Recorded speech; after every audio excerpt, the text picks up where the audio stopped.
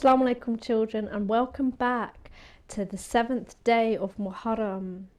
Uncle's with us. Assalamu alaikum, Uncle. Wa alaikum assalam. Thanks for having me. That's all right. Thank you here for being with us. Today's a really sad day, more sad than usual because we're now approaching Ashura, the 10th of Muharram. And that means that on this day in Karbala, Imam Hussein and his family, they got cut off from the river Euphrates.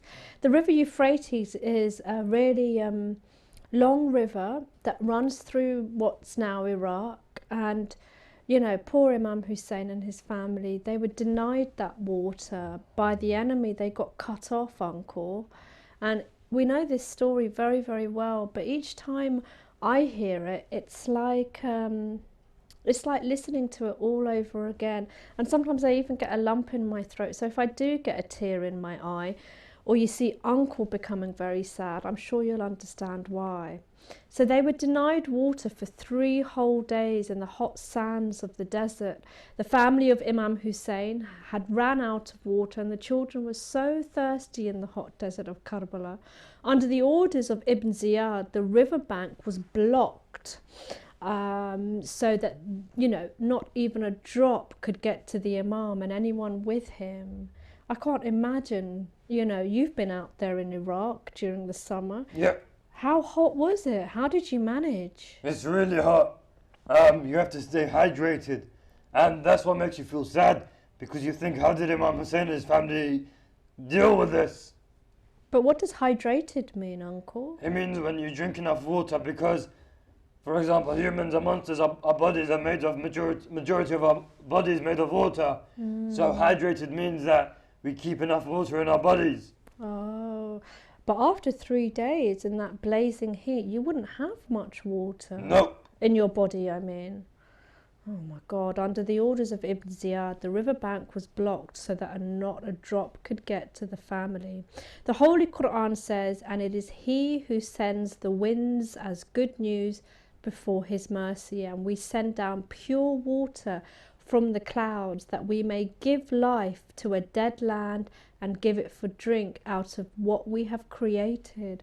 So even in the Quran, you know, water is mentioned, and there's no other better thing or greater thing than water, and all human beings depend upon it. Yeah. Even animals and plants, like the trees here and the people and just everything that ever exists, they need water and they owe their life to it. And what's beautiful is how Allah describes how the water comes down. It comes down through the mountains in a way that's accessible for us. Because if it were just to come down randomly, we wouldn't be able to get it. Oh, I've done the water cycle at school. Yeah. Yeah, and it's really interesting to see how the rain is made, and it's almost like the rainwater's recycled. Yeah. A person came up to Imam Jafar as-Sadiq and asked him about the taste of water. And he said that the taste of water is the taste of life. Have you not heard Allah say, we have made of water everything living?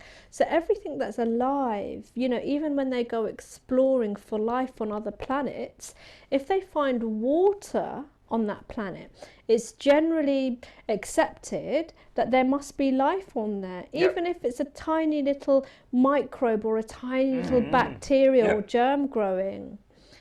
But glory is to Allah. What a marvelous thing water is. You know, people and famous teachers in the old time believed that water was a basic, very basic things, and that it has 2 parts to it. And fire can be put out by water, and water can be, you know, you can get water through heating, but water is so weak that it changes direction with a particle and powerful enough so that mountains can make them, you know, make the water run down, and it can save a thirsty man from death.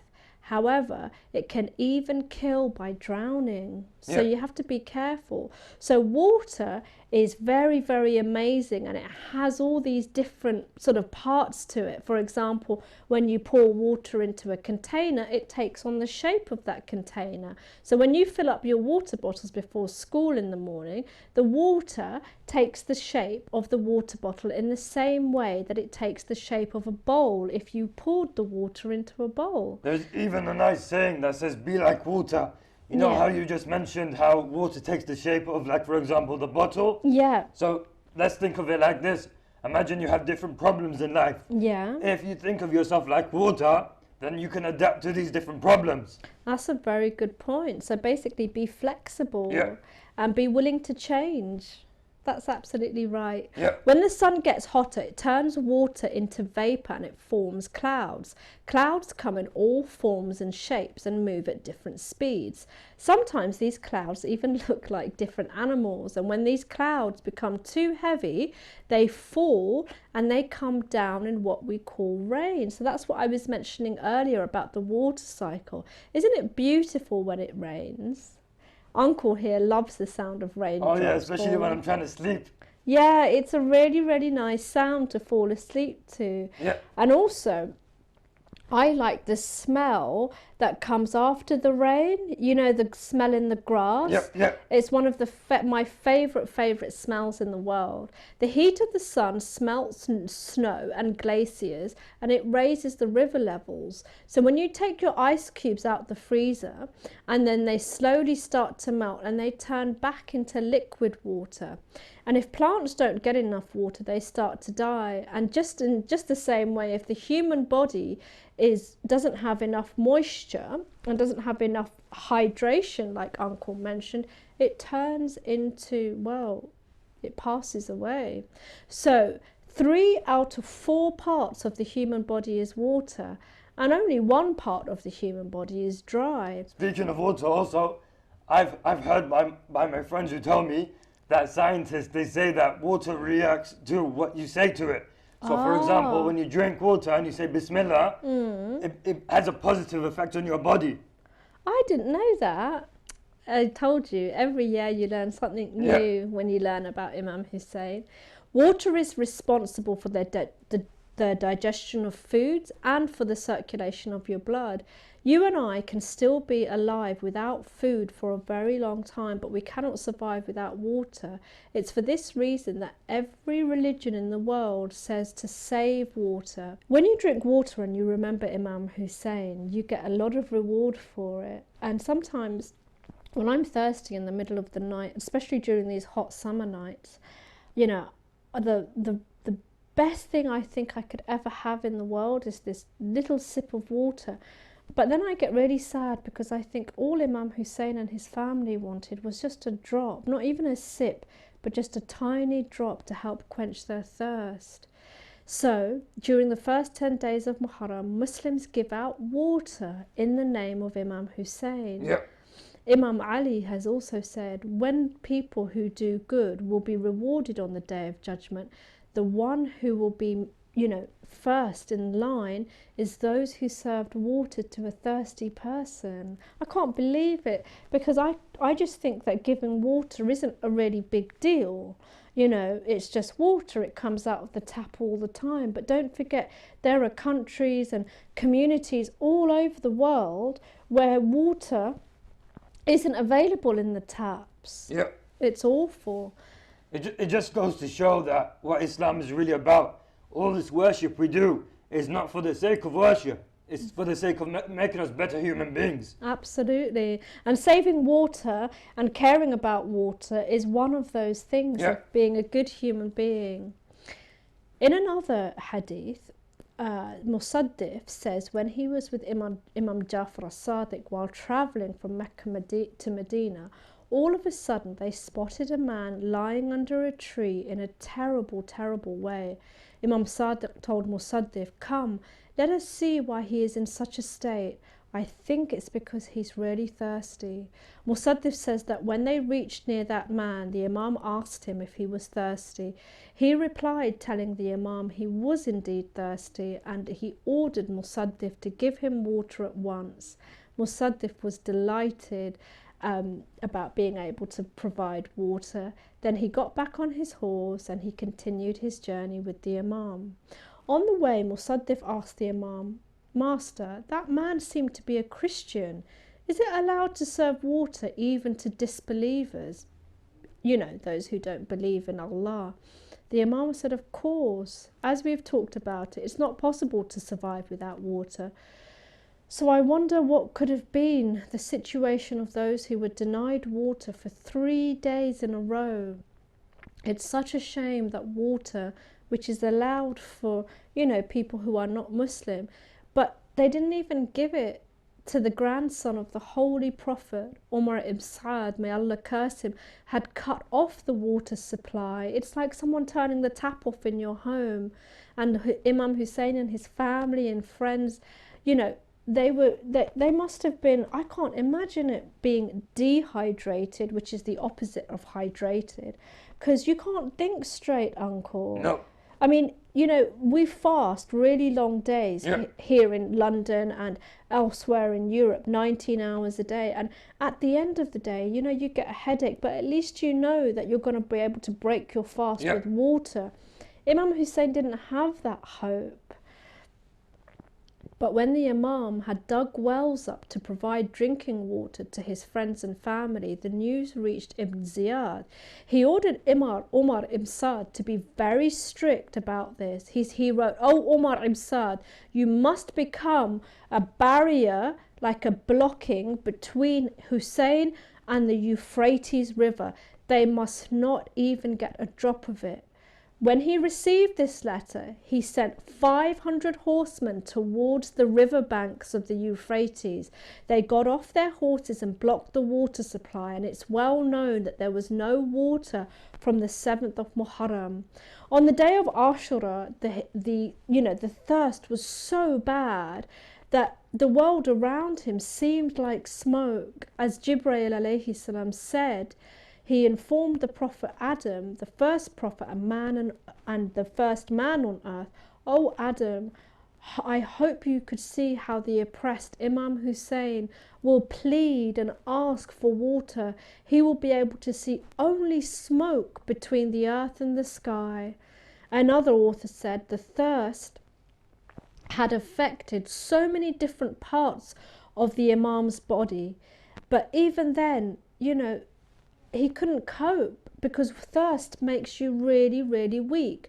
And the following 4 parts of the body were in real pain. The Imam's liver was in pain as well. The liver is the part of the body that helps to clean your blood. As he himself says in the call for help, "O people, give me some water to drink. My liver is breaking in pieces due to thirst." The Imam's lips had been dried up. And in the words of a famous poet, "My life may be sacrificed on those delicate lips which had dried up like a flower in the winter, and the lips that did not get a drop of water until death." The third organ to be affected most, an organ is a part of the body that's really, really important for the human body to be well. So the third organ that was most affected for Imam Hussein was the eyes. So there were circles around the eyes and the eyes sank into their sockets. Again, in the words of the same poet, "May my life be given up for those sunken eyes which looked towards the river Euphrates so many times, but, you know, waited and waited for water right until the end." And the fourth organ was the tongue, and it had dried up due to thirst. It was so dry like a paper, so much so that he used to chew it every now and again, and that's why it became wounded, because he couldn't, it's almost like the tongue, you couldn't feel it. Yeah. Only Hadrat Ali Akbar could describe the condition of this dry tongue. What a thirst! Imam Hussein asked for water from Shimr, the horrible person, until the last moment. But when he fell from the horse, wounded and badly hurt, the shameless Shimr moved towards him with the sword and sat on his chest. Just before Imam Hussein went back to the heavens and back to Allah, he asked, "Even if you're determined to kill me, at least give me some water to drink." However, the real evil person of Shimr didn't care. He killed the Prophet's beloved grandson, thirsty, hungry, and very, very badly wounded. Today is the 7th of Muharram, and we remember Imam Hussein and his family, but in particular we remember Qasim. And Qasim was a very, very special young boy who was only 13 years old. And he was actually the son of Imam Hassan.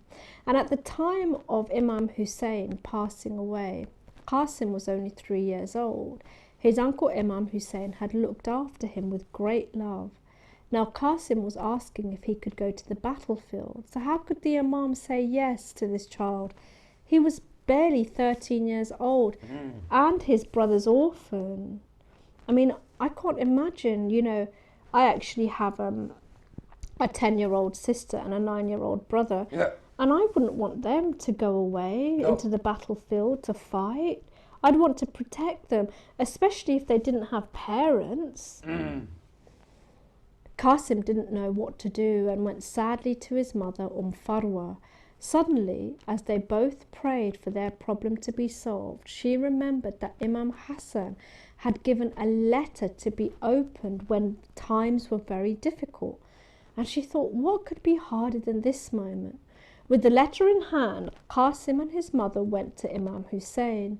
The Imam read the letter from his brother, which said, "O my brother Hussein, let my son Qasim fight in my place in Karbala." You see, the Imams, they knew about what would happen on the land of Karbala. And Imam Hassan must have been really, really upset knowing that he wouldn't be there to assist and help his brother in the Battle of Karbala. So he said, let my son fight for me instead. The Imam couldn't stop Qasim any longer, and with tears in his eyes, he said, "Qasim, you can go." Qasim kissed the Imam's hands and feet and left. As he rode out to battle, he was wearing just a shirt, as no, body armour fitted his young body. His feet didn't reach the stirrups, on the horse where you put your feet. Even so, he fought bravely, and under the army of Umar ibn Saad, who was surprised to see that a young boy was so good as a soldier. Many strong men came to fight against him, but Qasim beat all of them. He was attacked again and again till at last he fell. As he was falling from his horse, he called out, "Help me, O uncle." Like a flash, Imam Hussein and Hazrat Abbas both rushed to Qasim's side, but alas, before they could reach him, he was trampled under the horses. The Imam cried, "How hard is it for your uncle that you called him for help, but he wasn't able to do anything?" Uncle, I think that must have been a terrible moment for Imam Hussein, because if someone asks you for help and you can't help them, it's a terrible feeling. It's an awful feeling, especially, when you've seen this child grow up. And Uncle, I know that you've looked after many, many children here in London and in Iraq too. Can you tell us a bit more about that, some of the children you've looked after? I mean, it's always beautiful to look after children. It's an honor to be able to help them. Yeah. Sometimes, when you see they're crying, they're sick, they're needy, you got to help them. But I can't imagine the situation with Qasim and Imam Hussein. This is it. And when I think about orphans, I think about Imam Ali. Yeah. When he passed away, the orphans and the poor people in the town started crying because they knew only Imam Ali could look after them as better than anybody in a way. Yeah. So that's right. We always remember these people, when we think about Qasim. Qasim was taken home and there was loud crying as the Ahlul Bayt saw his hurt body. Qasim's younger brother Abdullah ibn Hassan rushed out to help the Imam, and when the Imam fell from his horse at the time of Asr, it was a very, very difficult moment. Abdullah hugged his uncle, and when the army of Umar Saad was attacking the Imam, Abdullah put his arms across to shield his uncle. His hands were cut by swords and daggers. He was killed in the arms of his uncle, Imam Hussein, who cried and cried for him. Children at home watching, even though Qasim was so young, he was really, really brave. And Imam Hussein wanted to keep his promise to his brother because his brother wrote that letter saying, let Qasim fight instead of me. So if someone says to you, oh, you're too little to do this, or you're too young to do this, you might remind them about the story of Imam Hassan's son Qasim and how brave he was and how he was given a chance by Imam Hussein to go to the battlefield and prove himself, and he did because he fought so bravely, didn't he, Uncle? Yep. There's even this thought that, we should only be religious when we're older. But look at what Qasim did from such a young age. That's a really good point. A lot of people have said that to me as well. They said you don't need to wear the hijab at such a young age. But actually, being religious and trying to follow the Ahlul Bayt from the young age is the best thing you can do. And look, we have a wonderful example here in Qasim. Thank you so much for watching with us today, children. And if you go to a majlis tonight, remember Qasim and what he went through and how difficult it was for his uncle to say goodbye to him. Ma salama, children. Ma salama. See you next time. Ma salam. السلام عليك يا أبا عبد الله السلام عليك يا أبا عبد الله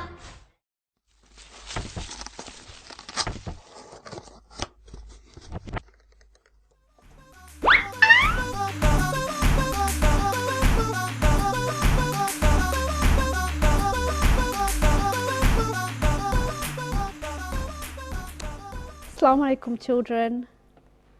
Assalamu alaikum, uncle. Salam. How are you? I'm not too good. You're not too good? No, Why?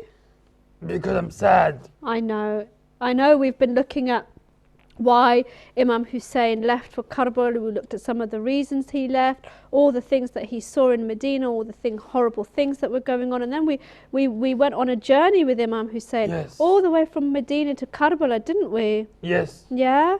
And now it's getting nearer the time of Ashura, the actual day. Oh, Uncle, you've got your head in your hands. You do look ever so sad. But I really liked the majlis that you held at your house last night. Yes. It was really nice. It was organised. It was clean. And the sheikh who was with you, what's his name? Sheikh Ayub. Sheikh Ayub. He was brilliant, Uncle. But I can still see that your eyes are a little bit red and sore here. Oh, it's all right. I know that you've been waiting to hear about a very, very special someone Yes. who was so dear to Imam Hussein. Do you know who he is? Shall I give you a clue? I'm going to tell you a little bit about him. Where's the box? No, it's not what's in the box, but it is something that he carried. It was a leather water bag. Sometimes you can see it hanging from his shrine with a sword with it. Do you know who I'm talking about? Hazrat Abbas. Hazrat Abbas, peace be upon him. Yeah, and his shrine is just a little bit away from the shrine of Imam Hussein. Have Brothers. you? Yeah, they're brothers. You're right. They are brothers. And they had a very, very special relationship. I know you love your brother very much. Yes. Yeah, what's his name? Ali. Ali, he's a bit younger than you. Only 10 years. Only 10 years. Oh, bless him. Did he go to your majlis last night? No, he's in Iraq. Oh, he's in Iraq. Salam Ali. Salam Ali. Are you watching?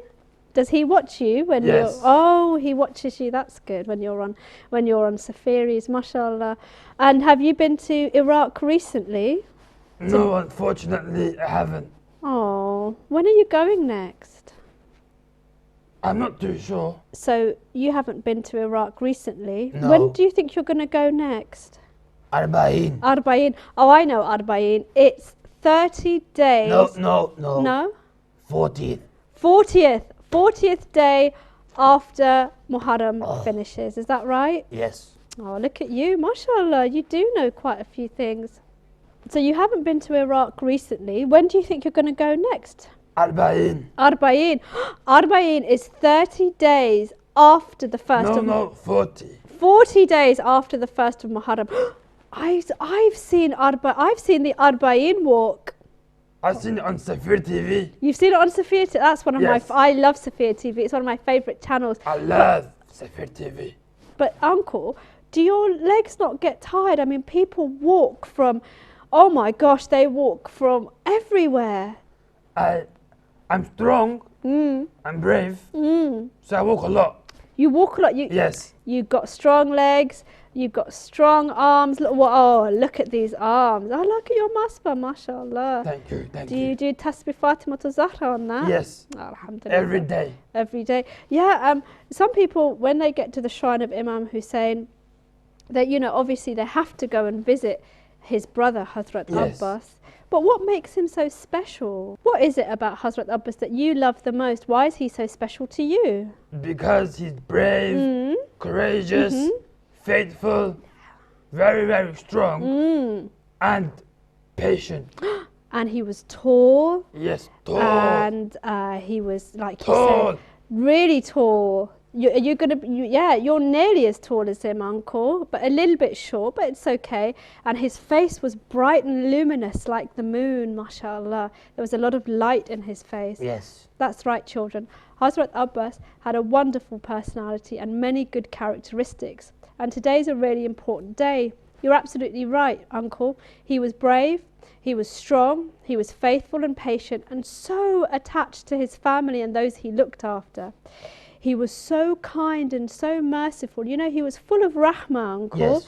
Rahmah is like when you show such care towards someone, like a mother does with her child, the way your mum has raised you, with mercy and rahmah. Like I show Pip. Like you're really kind to Pip. Yes. Yeah, you have been. I've seen you with Pip. You are very kind to him. Hazrat Abbas was very strong in what he believed. He believed in Allah, he believed in the Prophet, and he followed the Ahlul Bayt, because the Ahlul Bayt show us the path back to the Prophet and back to Allah. That's why they're so special. And he was always willing to help his brother Imam Hussein.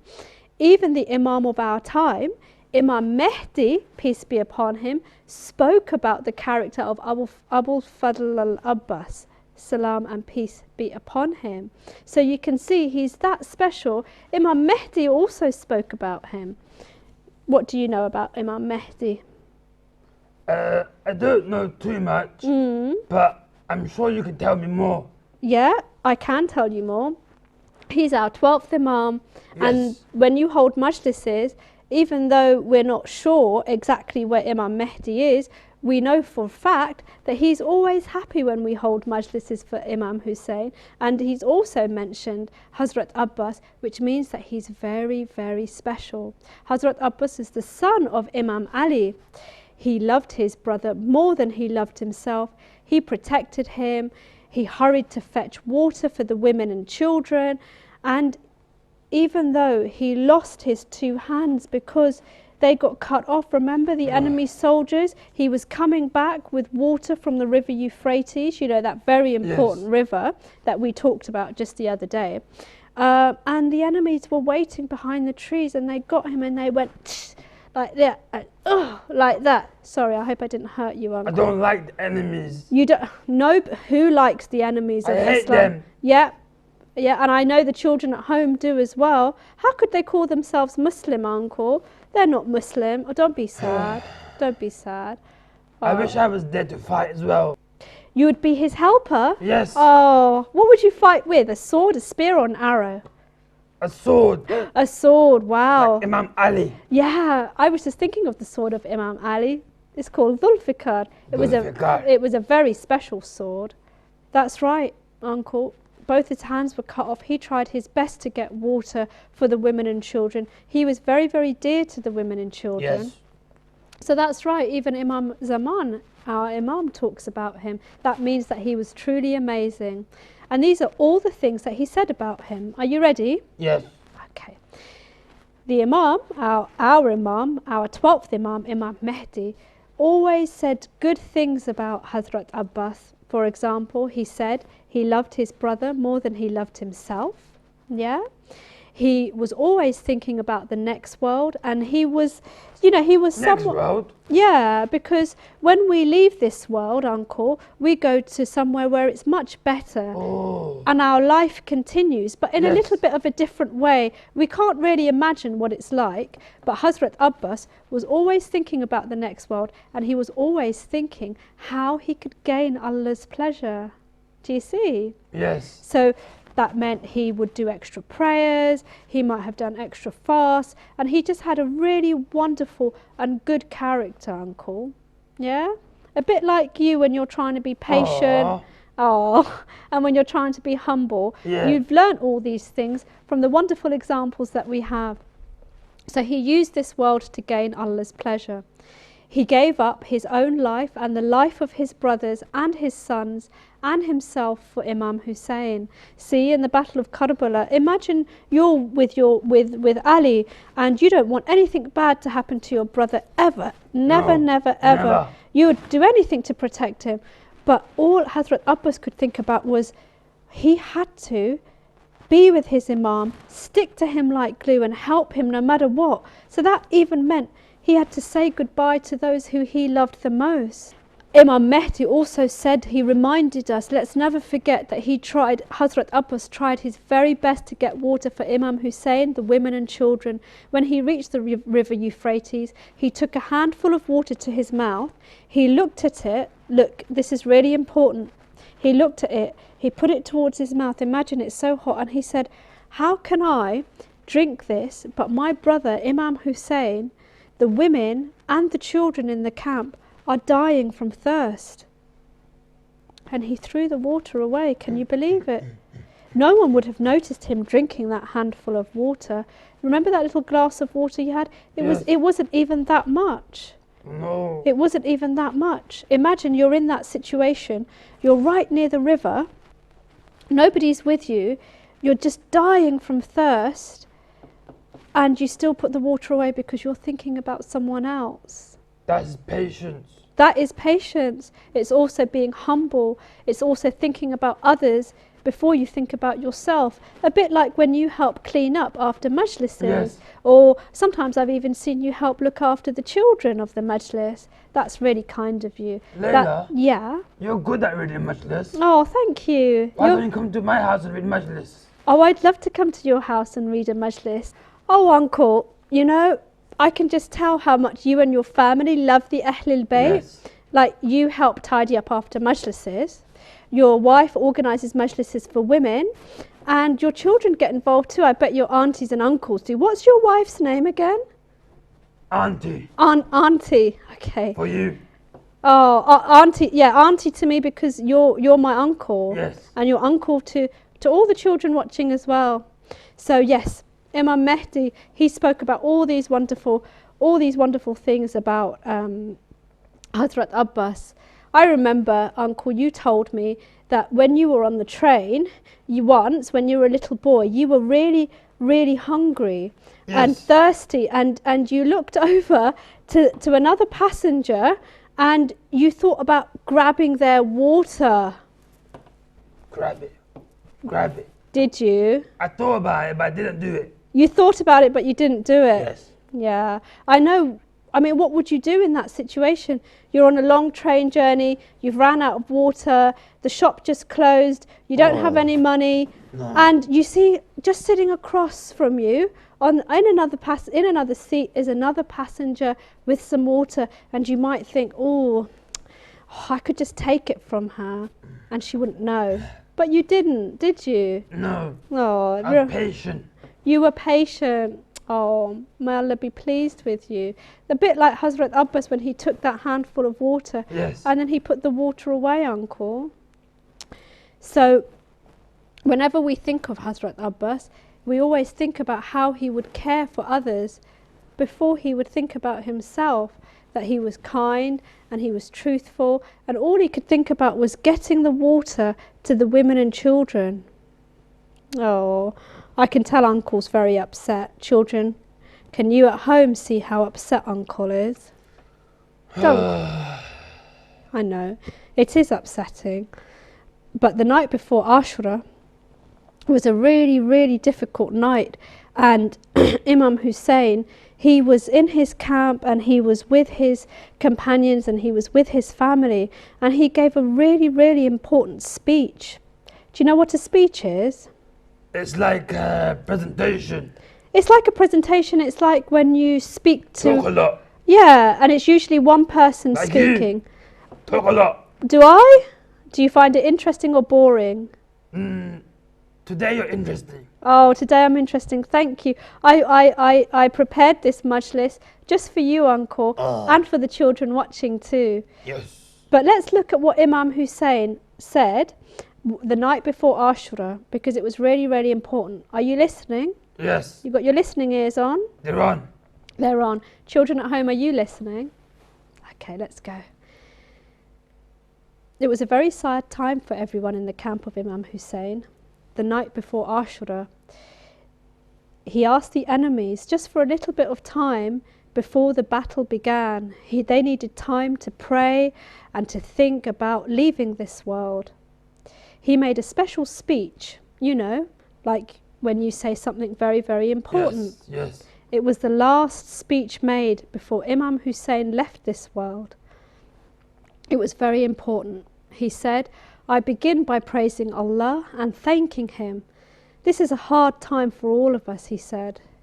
He said, Oh Allah, I thank you because you have made us so special and given us the ability to understand everything about Islam. You have given us eyes, ears and hearts to keep us free from worshipping anything other than you.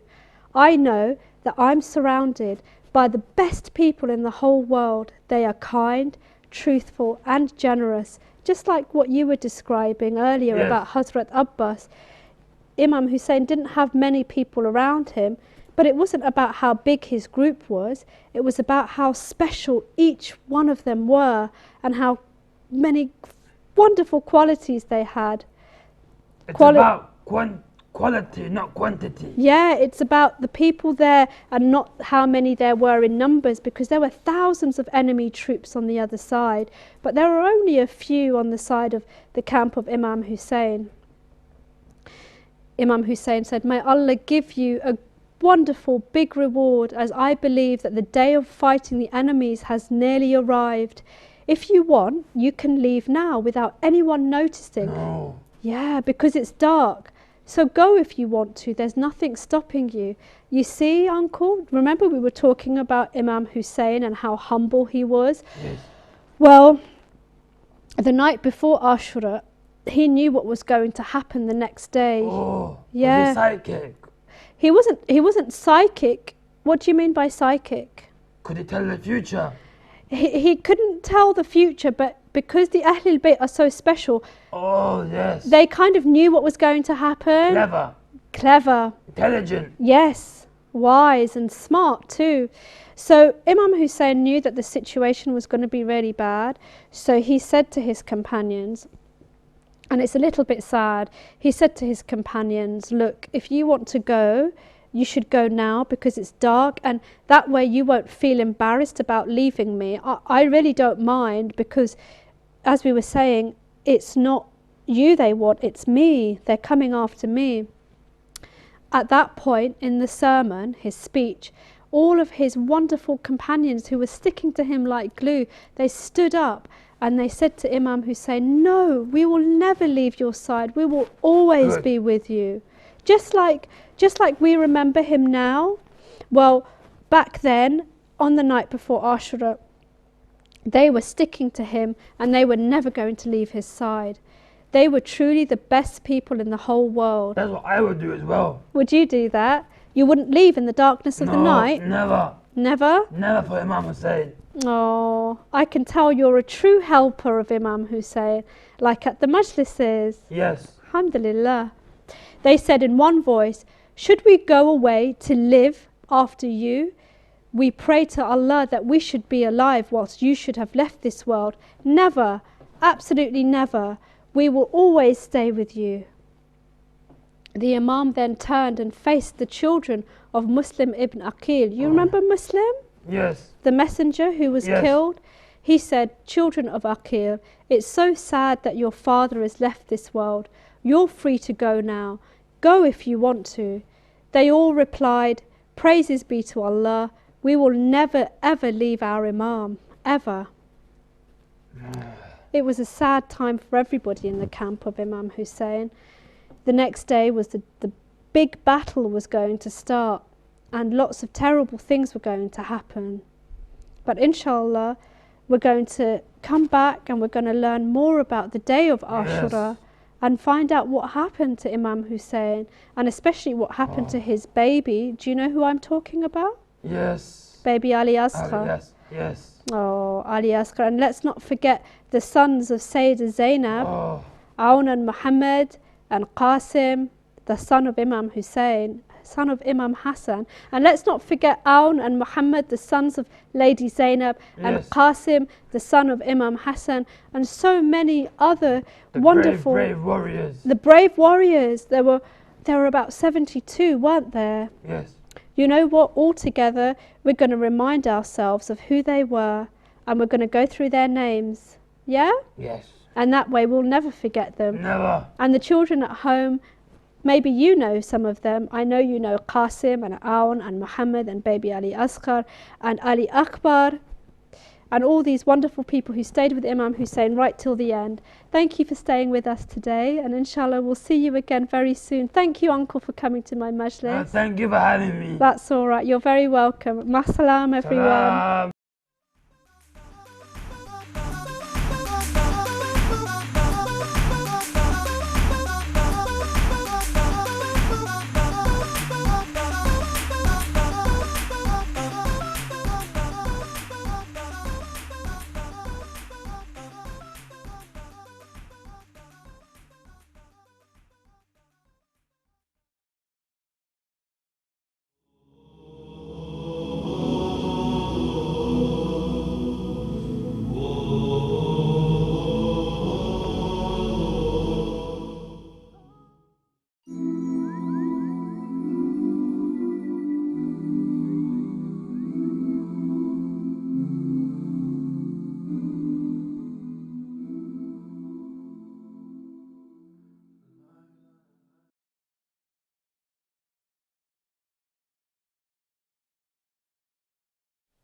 Hello children, Assalamu alaikum again.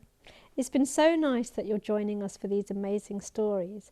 Teddy here wants to hear more of them. And so you will, Teddy, and all the children at home too. Teddy went out on a day trip with his family to an adventure safari park. He saw lots of big animals, but by far his favourite was the jaguar. He loved the way it looked and moved and the rich colour of his skin. It was so fierce and strong. But when this jaguar was with her babies, she was kind and gentle with them. You know, Teddy, today's story features a jaguar, Jake the jaguar, and what an incredibly brave and strong jaguar he was. Jake the jaguar and his family lived near the savannah, not too far from the busy crowds and hustle and bustle of the town. That's how he liked it, nice and peaceful. No trouble here, and so my family can grow up safely and happily, thought Jake. Jake was the leader of the small village he lived in, and although his jaguars had been attacked in other places by hyenas and vultures, they had finally found themselves a lovely villagey area where they could live in peace. Jake would remember those days and start shaking, the way the animals came into their village at night and started to kill jaguars one by one. The next morning was one of the worst things he had ever seen, and he still had bad dreams about them. That's right. Sometimes Teddy has bad dreams too, when he dreams of monsters or dragons and things like that. I think we've all had bad dreams at some time. Sometimes Jake would wake up in the middle of the night and Jane, his wife, would have to say everything was okay. She felt bad for Jake and everything he'd been through. That's how they ended up leaving the area that Jake had grown up in. And although he was sad to leave it behind, he knew it was the right thing to do. Once Jack and John were born, his two sons, he felt even more confident that he'd made the right decision. He never wanted them to go through what he went through. Jake was a teacher at the local school that he and some other parents had started. He loved teaching the children about the history of the savannah, the different kind of animals that lived there and how it had changed over the years. It now had different shops and businesses. Even a transport system was being developed so that animals that didn't have a car could get about the savannah more easily. What a nice place to live. Later that evening after dinner, when all the dishes had been done, Jane wanted to discuss something with Daddy. The children went to their rooms and did their homework. They were good boys who listened. Well, at least most of the time. Jake, listen, said Jane.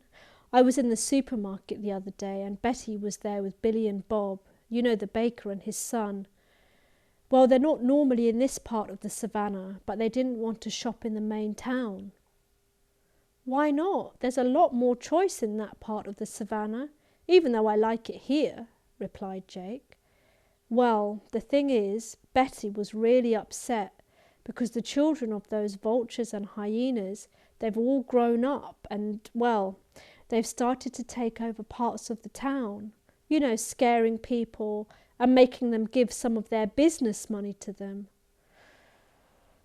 Jake dropped his cup of tea on the floor. Smash went the cup. Oh no, thought Jake, it's happening all over again. They're back. Jane saw the look of terror on Jake's face and started to cry. She knew how painful it was to hear such things, and the memories of what happened to his father and grandfather would never leave Jake. When he believed that he had escaped what happened and that his family was safe, their peaceful life had come to a sudden end. But Jake, said Jane, it doesn't mean they'll end up here. We're so far away from the town. Why would they bother? Because, Jane, just like me, they haven't forgotten what happened to their fathers and brothers, and now they've made themselves into a big gang to get back at us for what happened. We beat them, remember? Us and the other big cats. We never gave up. Jane listened very carefully to what Jake said and agreed that she would do whatever it took to support Jake and the other jaguars.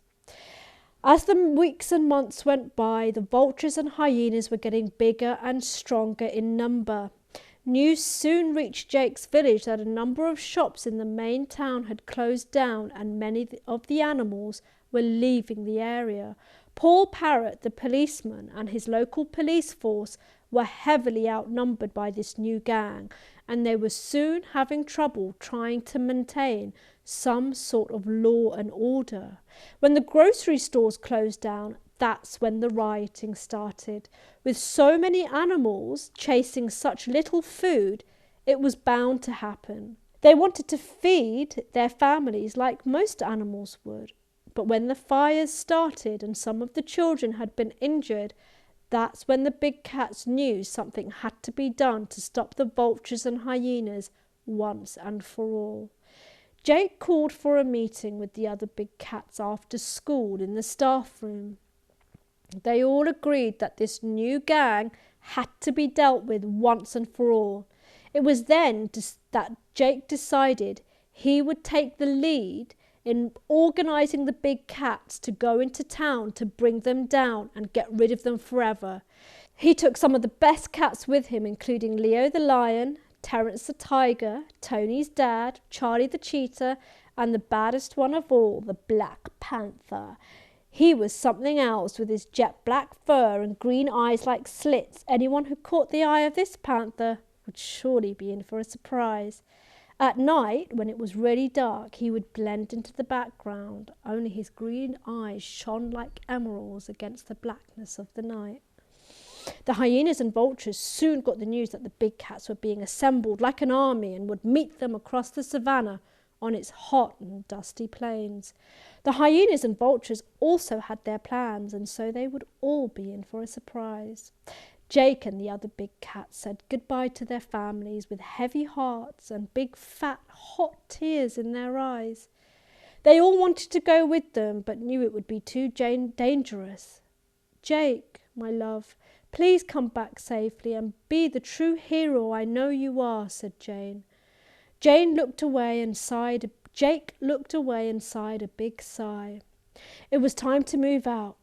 Just before they left to walk through the village gates, Jake turned around and looked at this loyal and brave band of big cats and spoke.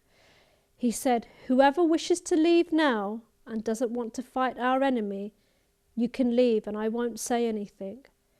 None of the big cats moved an inch. And so it is, thought Jake to itself, and so it will be. They arrived on the dusty plains of the savannah, and of course the hyenas and vultures were already assembled on the other side, ready and waiting to attack. Jake tried to speak to them and make them understand that their actions were wrong, but they would not listen. Instead, they made fun of Jake and the other big cats, and before they could blink, the hyenas started running towards them. Jake shouted, "Steady now, cats, be prepared. Stand up for what you believe in and fight for what is right." During the next 2 hours, a fierce fight took place between the cats and hyenas and vultures. The vultures were circling high above their heads, dropping rocks and stones upon the big cats, but they did not give up. Many of the big cats were afraid for their lives, and some didn't survive. Only Jake and a few of the bravest cats stood up to them until the end. It was a terrible scene, with cats and hyenas and vultures laying on the ground, some half dead, some badly injured. Jake couldn't believe what he was seeing. But with some hidden strength that he found deep within himself, he launched himself upon the leader of the hyenas, who called himself the Jackal. What a fight it was, with Jake swinging his huge paws left and right into the Jackal, leaving him with no option but to die. When the hyenas and vultures saw their leader being killed, they lost courage in their ability to go on fighting. They began to fall back into the woodland areas of the savannah, slowly disappearing out of sight. Jake came limping towards the few remaining big cats and spoke. "Cats, what we have done today will be remembered by our children and their children too. We fought to protect our homes and families, and now we're the winners. Return to your homes as heroes, and be sure that although we haven't seen the last of these horrible creatures, we've given them such a fright that they will think twice about ever returning to our homes again." The other cats roared their loudest, and with Jake leading them back to their homes, they knew that they had done the right thing. Teddy, wasn't this the best story ever? I loved it. What about you? This amazing jaguar, Jake, reminds me of my all-time favourite hero, Imam Hussein. Like Jake, he had to face his enemies, the enemy camp led by Yazid, Umar ibn Saad and Shimr. Hussein fought the battle with his greatest might. One by one, Hussein killed the best warriors of Yazid. The enemy were pushed back by the mighty Hussein. Our great Imam fought like a lion or even a jaguar. He was the best, and no one dared come near our Imam. At that moment, the angel Jibril appeared in the sky and said, "O Hussein, Allah is so pleased with you and your bravery. This time has come to put your sword down. Enough. Come back to us, Hussein. We're all waiting for you." Hussein heard Allah's command and he put his sword down. The enemies saw him do this, and they attacked our Imam from all sides. Arrows were shot at Hussein, and he was attacked with swords.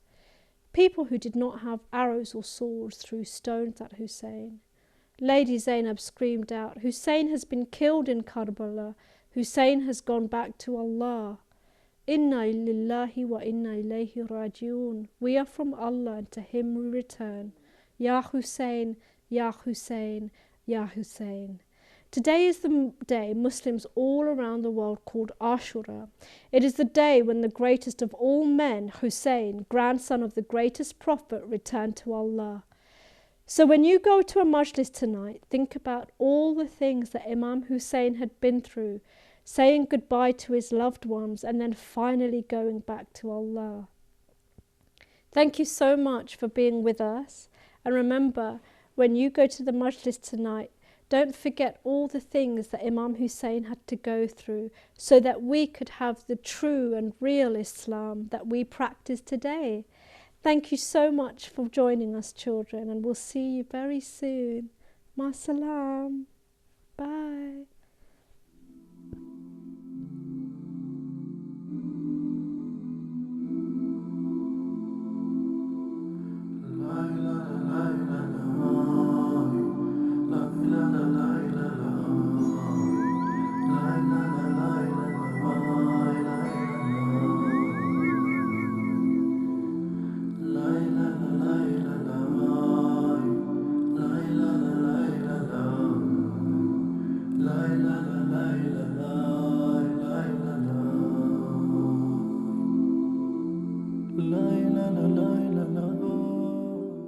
Assalamu alaikum. Assalamu alaikum.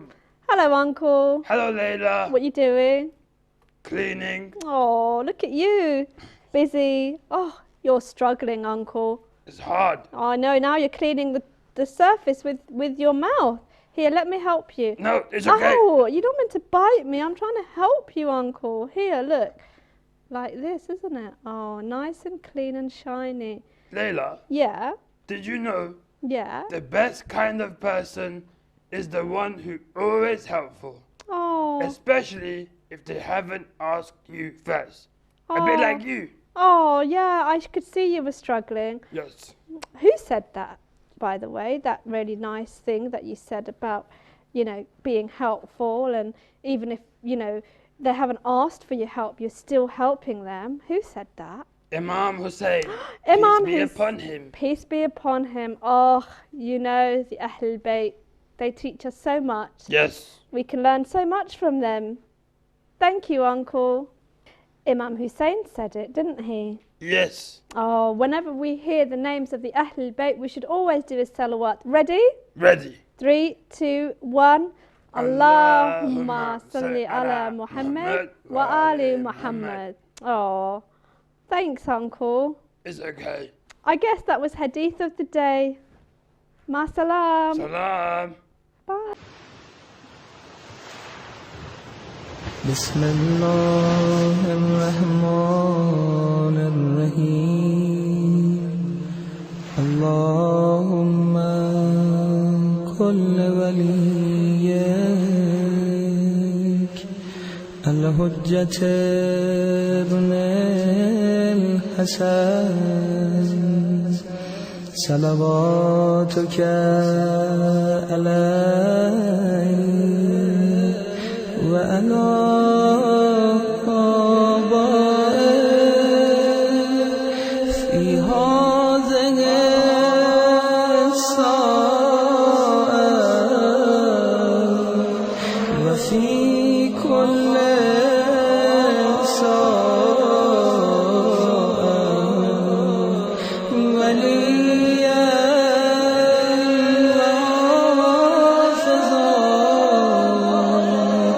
وقائدا وناصرا ودليلا وعينا حتى تسكنه أرضك وتمتعه